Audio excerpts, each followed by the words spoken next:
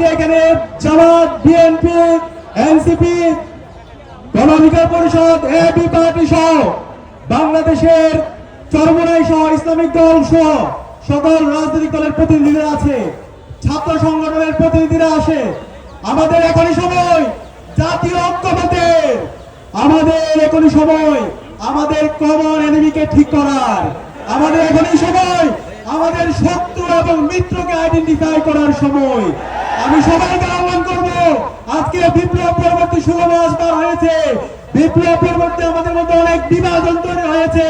জুলাই বিপ্লবে যেভাবে আমরা ঐক্যবদ্ধভাবে আন্দোলন করে হাসিনার পতন ঘটিয়েছি, আজকে বিপ্লব পরবর্তী 16 মাস পরে ঐক্যবদ্ধভাবে আমাদের বাংলাদেশ নির্মাণ করার জন্য আমাদের কমন এনিমি ভারতের বিরুদ্ধে, দিল্লির বিরুদ্ধে আমাদের প্রতিবাদ প্রতিরোধ জারি রাখার জন্য এবং শরীফ ওসমান হাদি ভাইয়ের পর যে খুনি হাসিনা এবং তার দূষণরা হামলার সাথে জড়িত ছিল তাদের বিচার নিশ্চিত করার জন্য আমাদের ঐক্যবদ্ধ হতে হবে।